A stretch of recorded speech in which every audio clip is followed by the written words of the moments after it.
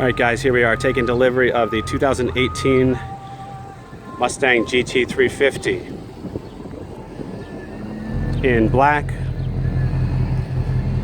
with convenience package.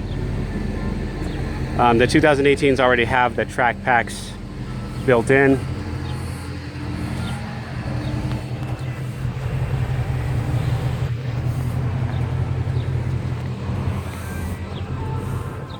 Super excited to get started here. Let's get right in.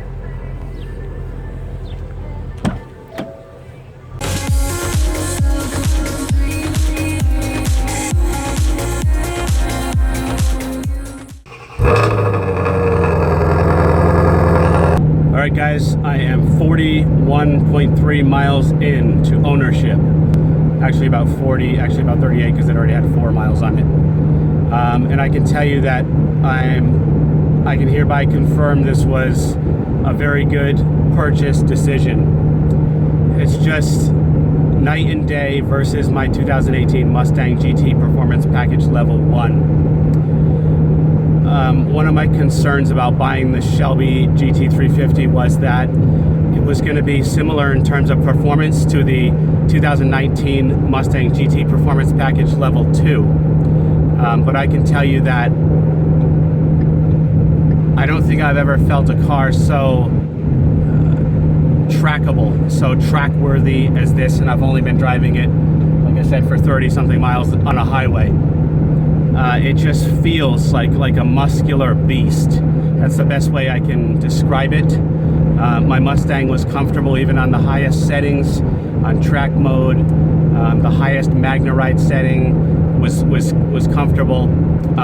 You know, sporty, definitely. Awesome performance, definitely. But this is, I just went around a corner and I've never felt anything more planted than this. And I've driven 4 M3s. Technically one was an M Roadster, but it had the same engine as the M3. Nothing has felt quite like this. Now, that's not to say the new M4s and M3s are not like this. The last M3 I had was a 2008 M3. Awesome car. 5 out of 5 stars for that car. But this car is just an absolute beast so far. I will be making some videos on why I chose this over some of the other cars, such as the ZL1, etc. But I just wanted to get a quick video up here that I have in fact purchased the 2018 Mustang GT350 convenience package and share some initial thoughts. First of all, the car is, I had to throw out a net over 200 miles just to find this car in the color I wanted, at the price I wanted. And I got to say that most other dealers had marked up the car by $10,000. So most of the dealers had the car over $70,000. This dealer had it for $61,000. It was basically MSRP. They had it at MSRP. It's Place Motor Inc. in Webster, Massachusetts. They've been in business for 95 years.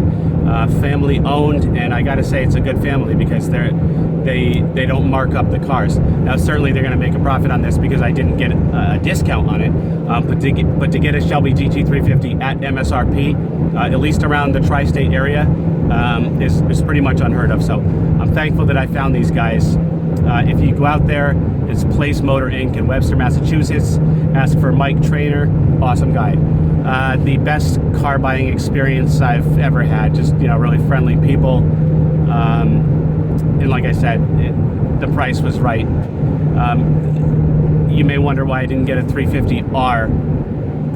I do like the 350R.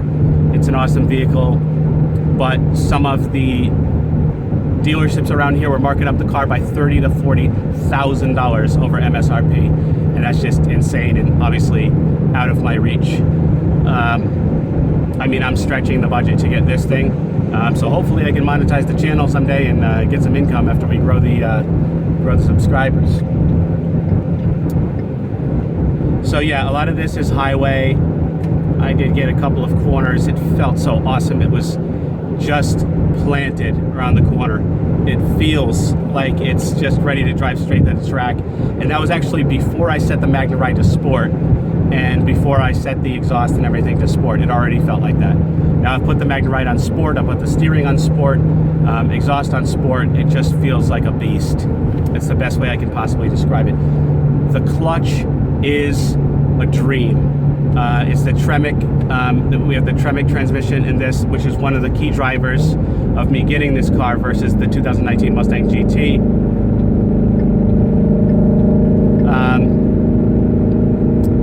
I almost couldn't shift. I almost couldn't push the clutch in because it's so light. It's like pushing your foot on a feather. Letting it out, I was like, oh my god, it's so light compared to my Mustang GT where it's a little bit heavier. The clutch is just a dream so far in this. It's a little bit early, the shifter and everything's not broken in, but the shifting just feels flawless. I can actually flick it with just my wrist. I can't be happier with the shifting in the clutch and the feel of the car. I feel like I'm back in a proper sports car now, just feeling every bump. They say that the M3s that I used to drive, if you stack 2 quarters on the road and drive over them, you should be able to feel it in the steering wheel. And I feel like that with this car. I also felt like the 2017 STI I had before my 18 Mustang was also very track focused, very high performing. This car feels like that car, even though that car is all-wheel drive. But this feels like the 2017 STI on steroids. Best way I can explain it. I had to get the convenience package on this. I've seen some other guys' reviews of the Recaro cloth seats and they hated them. I'm big on the heated and cooled seats. I love them. I got them on right now, especially tri-state area.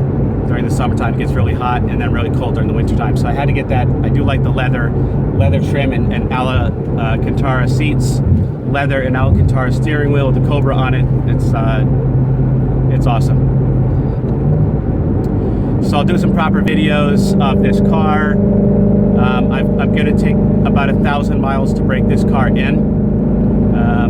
The manual says that you can, within the first 100 miles, just don't hold it at a high RPM for a sustained amount of time, but I'm just not even going to approach the upper band. This car redlines over 8,000 RPMs.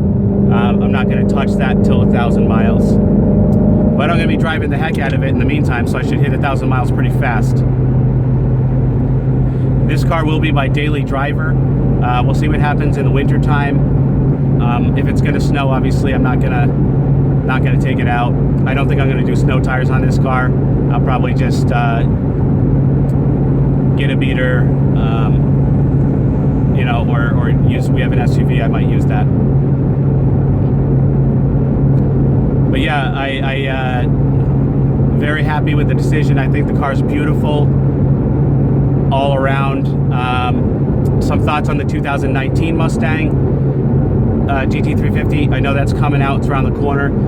The changes that they made to it, there was like some front and rear aerodynamic changes, a different wing on the back, a bit more track focus, bringing it closer to the GT350R, and no doubt distancing it from the performance package level 2 of the regular Mustang GT. But the changes just weren't really enough for me to actually be patient enough to wait for that to come out. And I also think they're probably going to jack up the prices on that really high.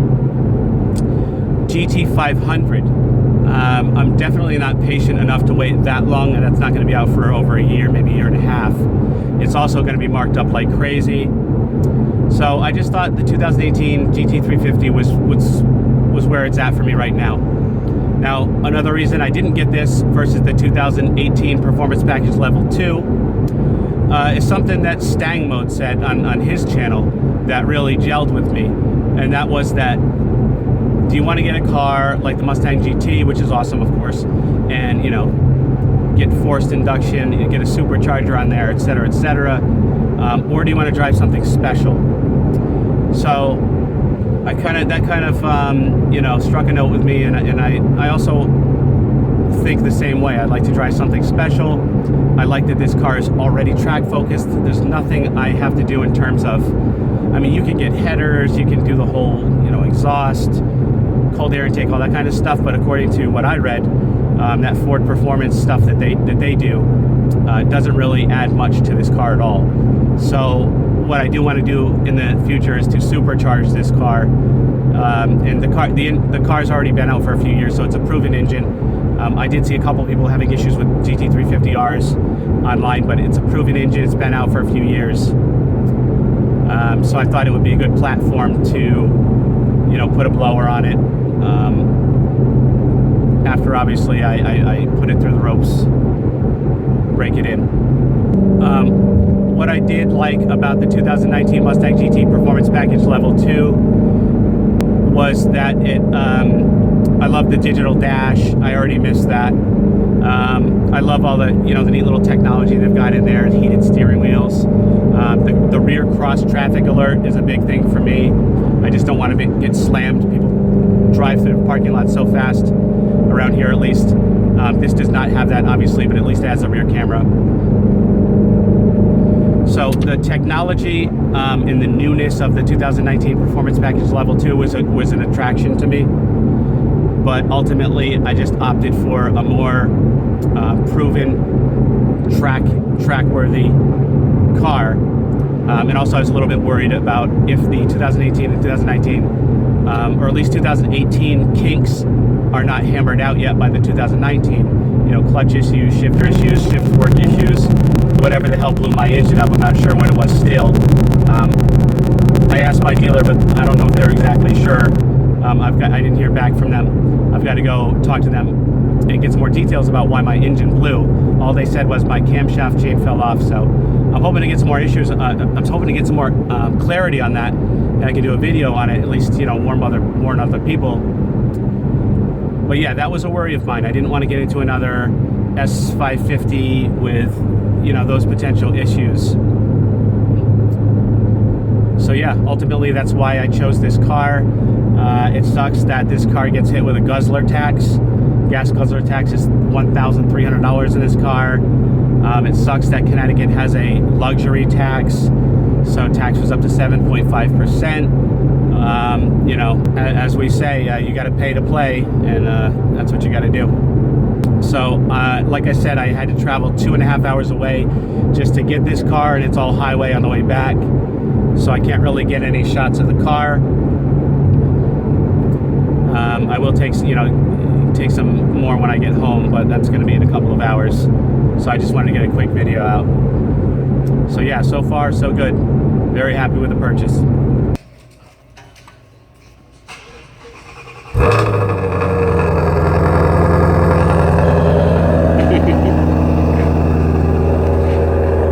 First start.